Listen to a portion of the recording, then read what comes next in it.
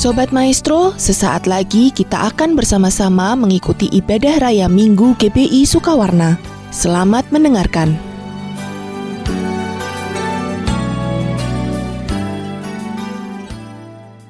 Bapak Ibu Saudara, mari kita berdoa. Kami mengucap syukur Tuhan buat kasih karunia-Mu, hari yang baru Tuhan berikan bagi kami. Anugerah-Mu, kasih setia Tuhan yang selalu baru, kebaikan dan kemurahan Tuhan selalu mengikuti kami sepanjang umur hidup kami. Kami berdoa buat jemaat-Mu Tuhan.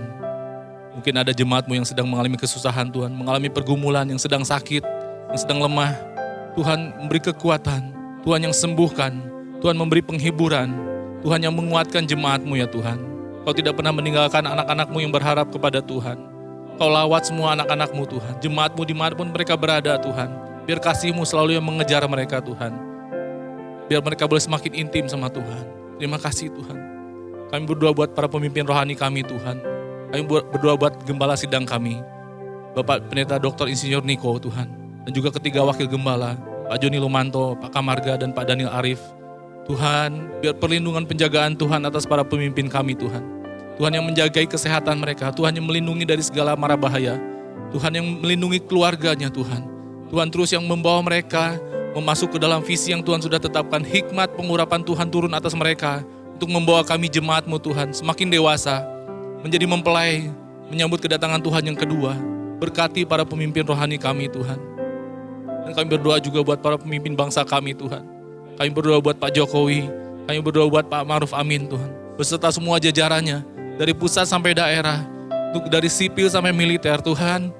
Tuhan, takut akan Tuhan, hikmat daripada Tuhan yang akan membimbing mereka Tuhan, membawa mereka mengetahui apa yang harus mereka lakukan Tuhan atas bangsa ini. Dan kami percaya Tuhan, bangsa ini akan menjadi bangsa yang diberkati, mengalami Tuhan di dalam bangsa ini Tuhan.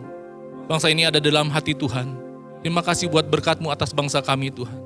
Terima kasih juga Tuhan untuk firman yang sebentar akan Tuhan bagikan. Tuhan pakai hamba-Mu yang akan menyampaikan. Tuhan pakai mulut lidah bibir hamba-Mu untuk menyampaikan kehendak Tuhan, isi hati Tuhan. Tuhan taruh dalam hatinya Tuhan. Biar firman-Mu yang dibagikan menjadi kekuatan, penghiburan yang baru bagi semua jemaat-Mu yang mendengarkan Tuhan. Terima kasih Tuhan, terima kasih. Anugerah Tuhan atas kami, di dalam nama Tuhan Yesus Kristus. Kami berdoa dan mengucap syukur. Amin.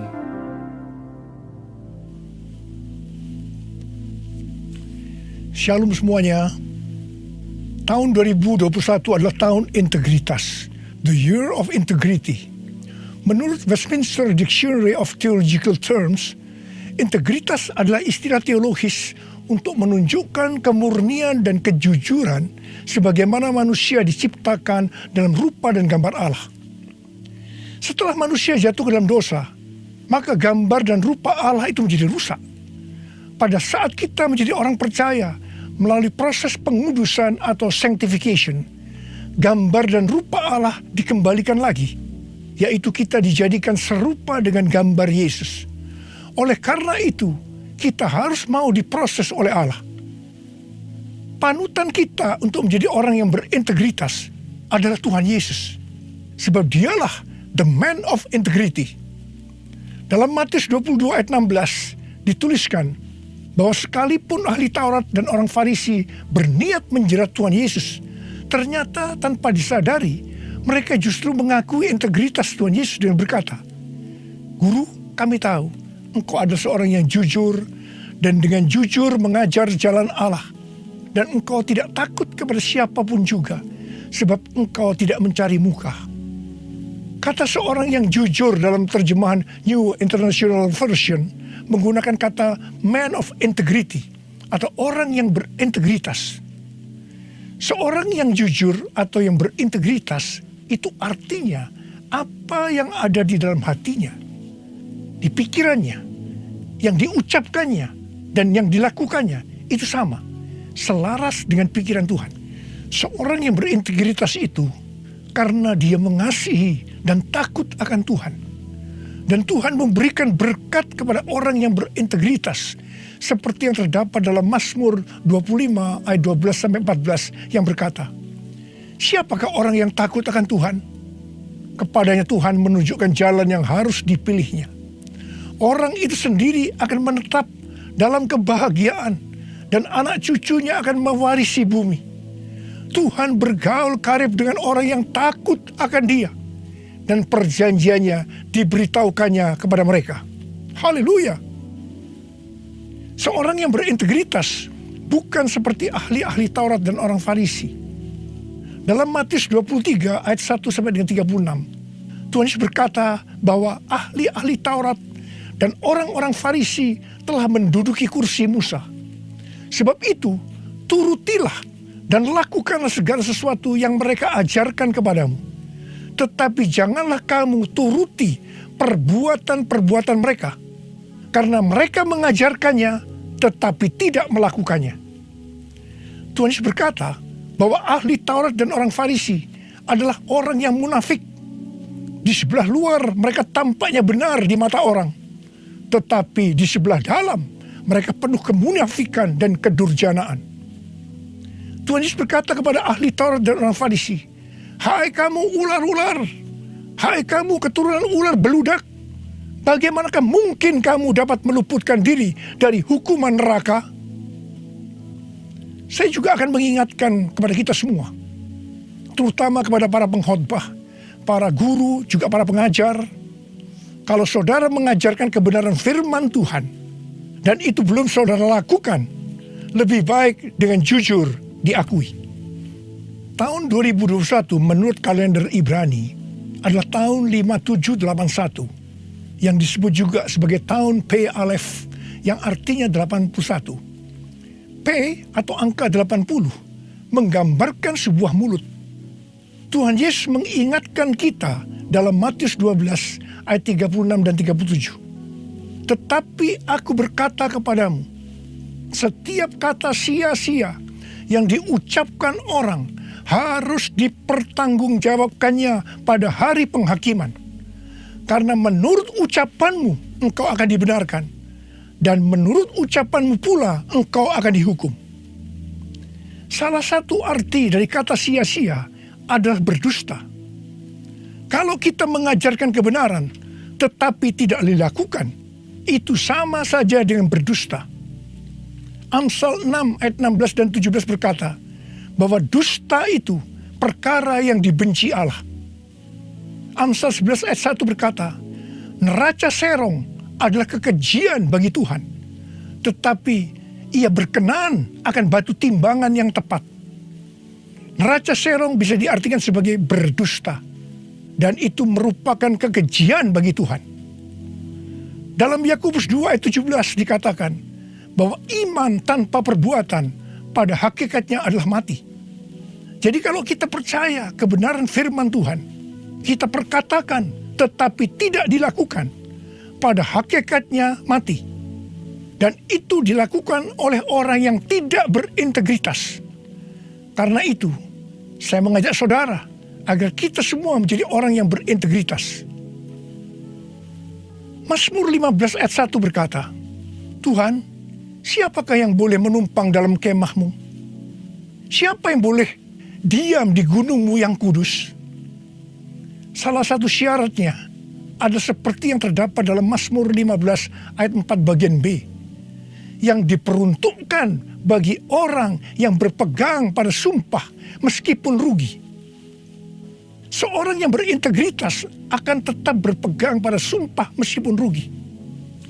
Seorang yang berintegritas biasanya oleh kebanyakan orang dunia dianggap sebagai orang yang bodoh, sok suci, sok jujur, sehingga mengalami banyak kerugian dalam tanda petik. Kebanyakan orang dunia meskipun sudah berjanji atau bersumpah, tetapi kalau mereka menderita kerugian, mereka akan berbalik dan dengan segala macam cara akan mencari jalan supaya tidak merugi. Jadi hati-hati. Jangan sampai saudara terpancing atau tergoda melakukan hal-hal yang seperti itu. Seorang yang berintegritas akan melakukan seperti yang Daud lakukan dalam Mazmur 26 ayat 1 sampai dengan 3 yang berkata, "Berilah keadilan kepadaku ya Tuhan, sebab aku telah hidup dalam ketulusan kepada Tuhan. Aku percaya dengan tidak ragu-ragu. Ujilah aku ya Tuhan, dan cobalah aku. Selidikilah batinku dan hatiku, sebab mataku tertuju kepada kasih setiamu, dan aku hidup dalam kebenaranmu.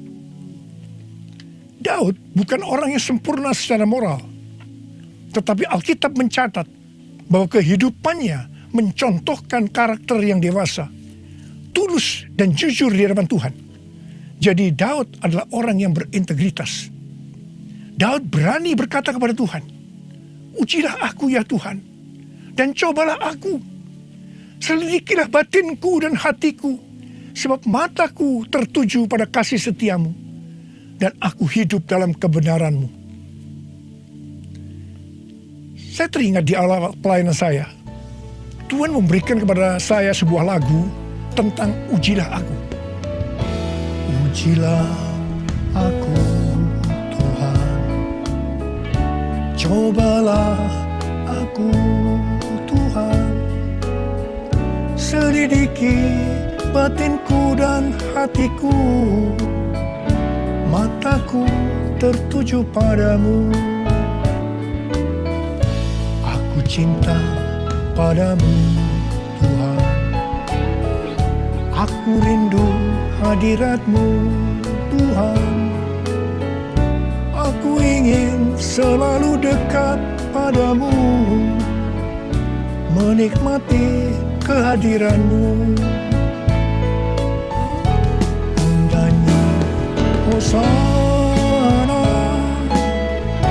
bagi Rajaku yang duduk di tahta, aku muliakan dan ku agungkan, kau layak disembah, kau layak disembah, kau layak disembah. Waktu saya mulai menyanyikan lagu ini dan CD-nya mulai beredar, saya menuai banyak kritik dari hamba-hamba Tuhan yang menjadi senior saya. Mereka berkata, "Kok berani-beraninya Niko menyanyi lagu seperti ini?" Saya berkata, "Bukankah ini ada di Alkitab yang dinyanyikan oleh Daud?" Tetapi mereka tetap tidak bisa menerimanya. Terus terang saya kaget. Saya tidak pernah berpikir bahwa beliau-beliau itu mempunyai pikiran yang seperti itu. Saya menyanyikan lagu ini dengan satu pengertian, bahwa saya siap diuji oleh Tuhan. Dan itu saya lakukan sejak awal pelayanan saya. Mungkin ada di antara saudara yang tidak berani menyanyikan lagu ini. Saya pernah mendengar orang yang berkata, "Itu kan Pak Niko yang berani. Kalau saya sih belum berani." Saya hanya akan mengingatkan kepada saudara bahwa Tuhan Yesus menghendaki agar kita hidup sebagai seorang yang berintegritas. Seorang yang hidupnya jujur dan tulus di hadapan Tuhan. Mari, saya mau ajak saudara untuk menyanyikan lagu ini bersama saya.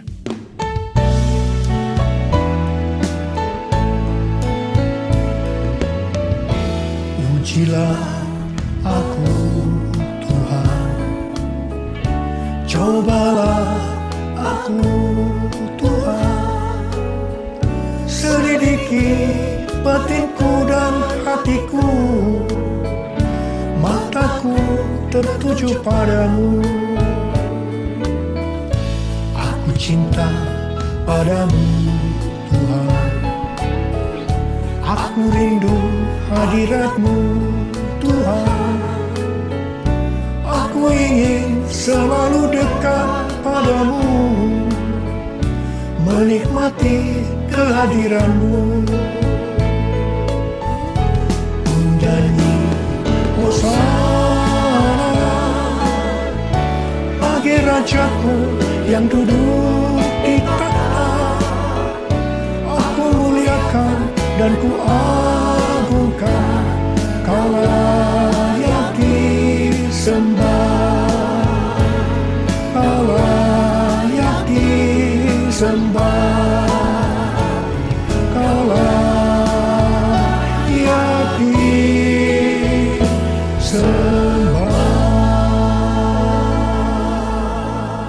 Seorang yang berintegritas adalah orang yang meyakini, memperkatakan dan melakukan iman Kristiani yang dia percayai. Sejak tahun 2018, melalui nubuatan C.D. Jacob, Tuhan menunjuk gereja kita sebagai messenger dari Pentakosta ketiga. Saya percaya kita ditunjuk oleh Tuhan menjadi messenger atau utusan Tuhan untuk Pentakosta ketiga karena kita adalah insan Pentakosta. Sebagai orang yang berintegritas, maka kita akan memperkatakan dan melakukan apa yang kita percayai, yaitu apa yang ada di dalam hati dan pikiran kita. Jadi kita akan berkata-kata dan melakukan sesuatu sebagai insan Pentakosta. Karena itu kita harus mengenal identitas sebagai insan Pentakosta. Dari zaman Azusa Street yang disebutkan sebagai Pentakosta kedua sampai dengan saat ini, bahwa kegerakan Pentakosta secara garis besarnya terdiri dari 3 grup besar. Yang pertama Pentakosta klasik, yang kedua harismatik, dan yang ketiga neo-harismatik. Jumlah total dari 3 grup ini menurut survei di tahun 2019 ada 698 juta orang, yang berarti sekitar 27% dari total kekristenan. Sinode Gereja Betel Indonesia atau GBI, di mana gereja kita termasuk di dalamnya, adalah grup Pentakosta klasik seperti yang terlihat dalam pengakuan iman GBI. Ciri khas dari Pentakosta klasik adalah doktrin baptisan Roh Kudus dengan 5 pilar teologi Pentakosta, yaitu yang pertama keselamatan, yang kedua kekudusan, yang ketiga baptisan Roh Kudus, yang keempat kesembuhan ilahi, dan yang kelima kedatangan Tuhan Yesus untuk kali yang kedua dengan segera. Sejak sebelum dunia ini dijadikan, Allah berinisiatif menyediakan keselamatan bagi semua orang. Allah memanggil kita kepada keselamatan melalui Injil, dan kita menerima kasih karunia-Nya secara gratis melalui respon iman kita. Keselamatan yang diberikan kepada kita bukan karena usaha kita, tetapi karena pemberian Allah. Karena itu jangan ada yang memegahkan diri. Pada waktu kita percaya kepada Tuhan Yesus sebagai Tuhan dan Juru Selamat kita bertobat dan kita mengalami kelahiran baru. Kelahiran baru adalah awal perjalanan rohani kita di dalam Kristus.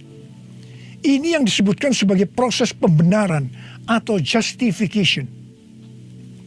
Selanjutnya kita masuk dalam proses kedua, yaitu pengudusan atau sanctification. Dalam proses ini kita dikuduskan terus-menerus oleh Roh Kudus dan firman Allah, disertai proses-proses yang menyakitkan bagi kedagingan kita. Dan goal daripada proses pengudusan ini untuk menjadikan kita menjadi serupa dengan gambar Yesus. Tuhan Yesus begitu baik kepada kita sebagai anak-anaknya, supaya kita lulus dalam proses pengudusan atau sanctification ini. Maka Tuhan Yesus membaptis kita dengan Roh Kudus, dengan tanda awal berbahasa roh. Selain itu, sebagai penyembuh atau pembuat mujizat, Tuhan Yesus selalu siap untuk memberikan kesembuhan dan mujizat kepada kita yang membutuhkan, yang sedang berada dalam proses pengudusan atau sanctification.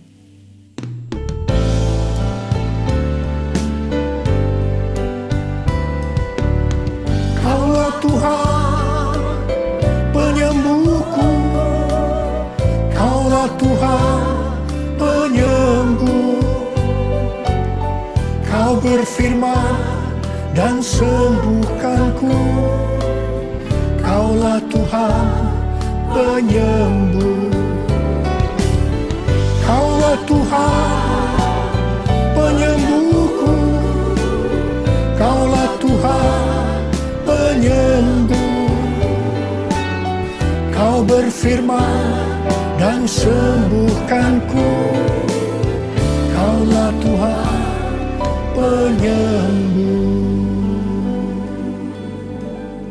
Proses terakhir dari proses keselamatan ini adalah proses glorification atau proses pemuliaan, di mana orang-orang yang menjadi serupa dengan gambar Yesus yang akan ikut dalam pengangkatan pada waktu Tuhan Yesus datang yang kedua kalinya di awan-awan. Kita percaya kedatangan Tuhan Yesus secara tiba-tiba dan dengan segera. Kita diingatkan melalui Filipi 2 ayat 12 dan 13 yang pada prinsipnya berkata, kerjakanlah keselamatanmu dengan takut dan gentar, karena Allah lah yang mengerjakan di dalam kamu, baik kemauan maupun pekerjaan menurut kerelaannya. Baptisan Roh Kudus adalah bagian yang paling penting dari 5 pilar teologi Pentakosta, yang sekaligus menjadi bagian sentral dari seluruh pengajaran insan Pentakosta.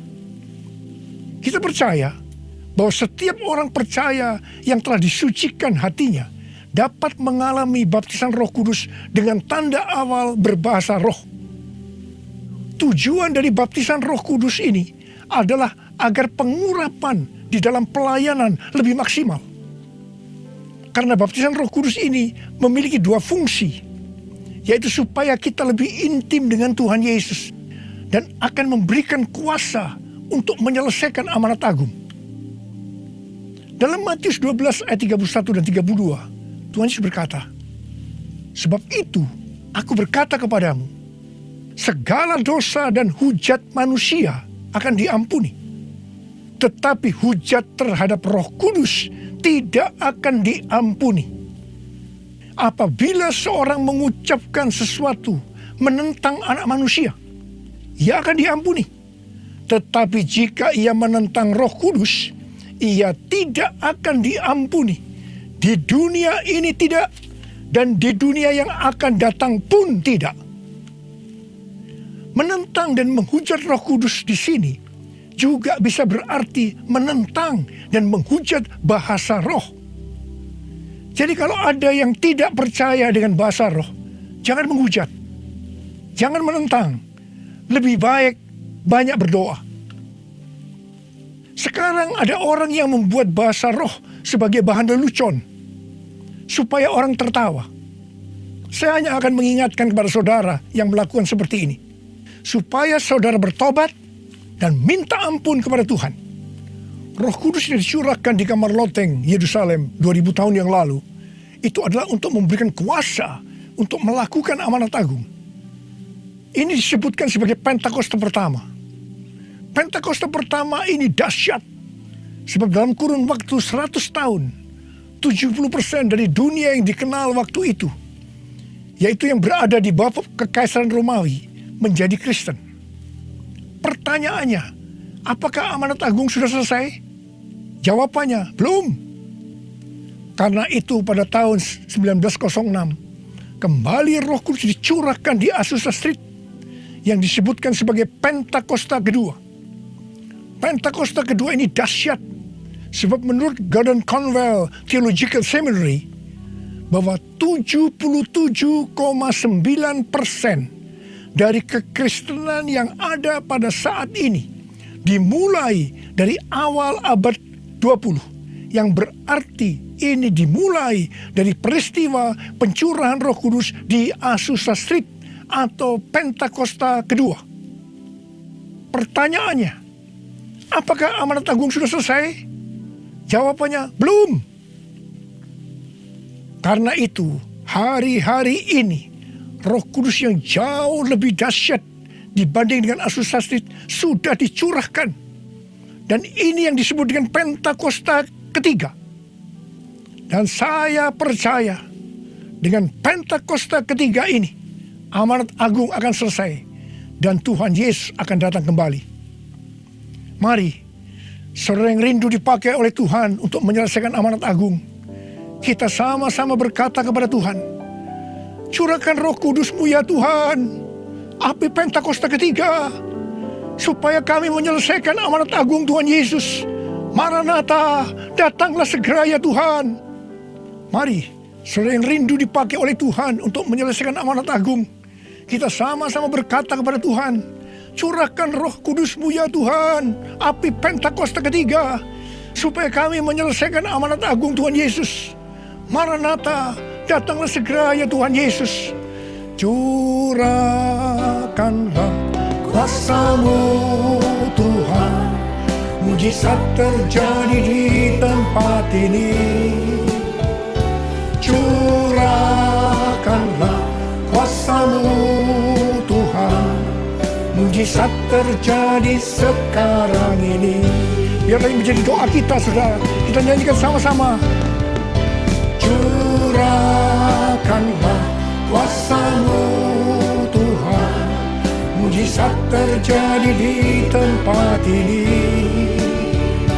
Curahkanlah kuasa-Mu Tuhan, mujizat terjadi sekarang ini. Curahkan ya Tuhan, curahkan roh-Mu ya Tuhan. Penuhi anak-anak-Mu dengan roh-Mu. Penuhi mereka ya Tuhan. Berikan kami kuasa untuk menyelesaikan amanat agung Tuhan Yesus. Terima.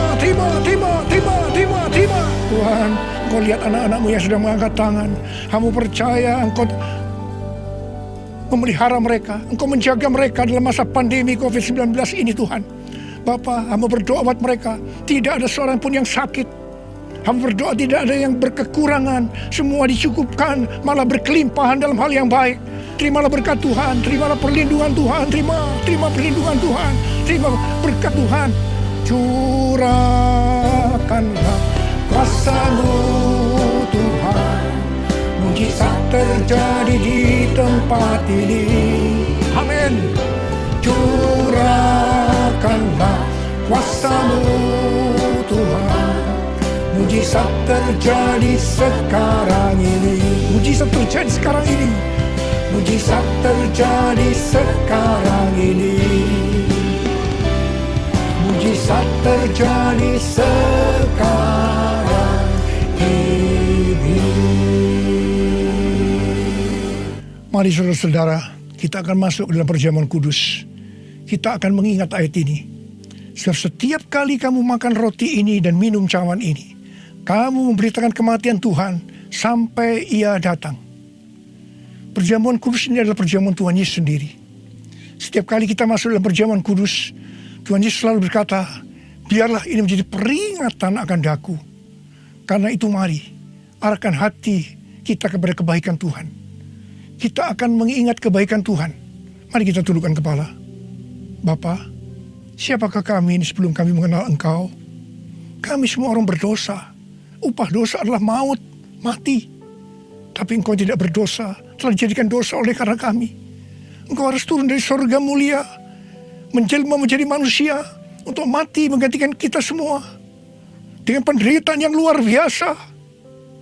Betapa baiknya Engkau Tuhan, betapa baiknya Engkau Tuhan. Engkau jadikan kami sebagai anak-anak-Mu. Engkau tuntun, Engkau berkati, Engkau sembuhkan kami. Engkau tegur juga kalau kami salah. Itu Engkau ya Abah. Itu Engkau ya Abah. Saudara, Tuhan akan memberkati saudara melalui perjamuan kudus ini. Tapi Tuhan berkata kepada kita, agar kita makan dan minum dengan cara yang benar. Oleh karena itu masing-masing berdoa. Introspeksi, lihat keadaan diri masing-masing. Jangan menyimpan dosa. Kalau ada dosa yang Tuhan ingatkan saat ini, langsung minta ampun. Katakan, ampuni saya Tuhan, ampuni saya, akui di hadapan Tuhan. Jangan sembunyikan dosa itu, supaya Engkau diberkati Tuhan. Kau melihat anak-anak-Mu sedang berdoa minta ampun Tuhan. Ampuni anak-anak-Mu, ampuni kami semua ya Tuhan, ampuni. Sekarang ya Tuhan, kami akan masuk dalam perjamuan kudus ini dengan hati yang penuh ucapan syukur. Dalam nama Yesus kami berdoa. Amin. Sekarang saudara, mari kita angkat roti di tangan kanan saudara tinggi-tinggi. Sebab apa yang telah kuteruskan kepadamu telah aku terima dari Tuhan. Yaitu bahwa Tuhan Yesus pada malam waktu Ia diserahkan mengambil roti. Dan sesudah itu Ia mengucap syukur atasnya. Ia memecah-mecahkannya dan berkata, inilah tubuhku yang diserahkan bagi kamu. Perbuatlah ini menjadi peringatan akan aku. Saudara dikasih Tuhan, bukankah roti yang kita pecah-pecahkan ini adalah persekutuan kita dengan tubuh Kristus? Mari kita makan dalam nama Yesus. Sekarang angkat cawan di tangan kanan saudara tinggi-tinggi. Demikian juga ia mengambil cawan sesudah makan lalu berkata, cawan ini adalah perjanjian baru yang dimeteraikan oleh darahku. Perbuatlah ini Setiap kali kamu meminumnya menjadi peringatan akan aku. Sudah dikasih Tuhan, bukankah cawan pengucapan syukur yang atasnya kita ucapkan syukur adalah persekutuan kita dengan darah Yesus? Mari kita minum dalam nama Yesus. Sekarang ucapkan syukur dan terima kasih dengan suara. Jangan diam. Oh ya Tuhan, terima kasih. Terima kasih, terima kasih ya Tuhan, terima kasih. Oh terima kasih Tuhan, terima kasih ya Tuhan, terima kasih. Oh terima kasih ya Tuhan. Terima kasih Yesusku, terima kasih Yesusku. Puji syukur hanya bagi Tuhanku. Terima kasih Yesusku, terima kasih Yesusku. Puji syukur hanya bagi Tuhanku. Terima kasih Yesusku, terima kasih Yesusku. Puji syukur hanya bagi Tuhanku. Terima kasih Yesusku, terima kasih Yesusku. Puji syukur hanya bagi Tuhanku. Puji syukur hanya bagi Tuhanku. Puji syukur hanya bagi Tuhanku.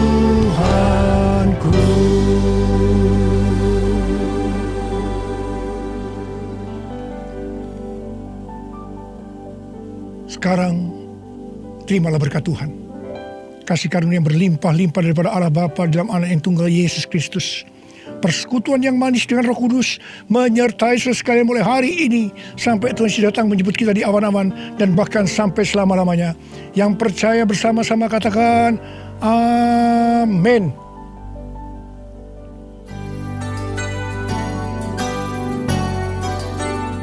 Sobat Maestro, Anda baru saja mengikuti ibadah raya Minggu GBI Sukawarna. Terima kasih atas kebersamaan Anda. Selamat hari Minggu dan Tuhan Yesus memberkati.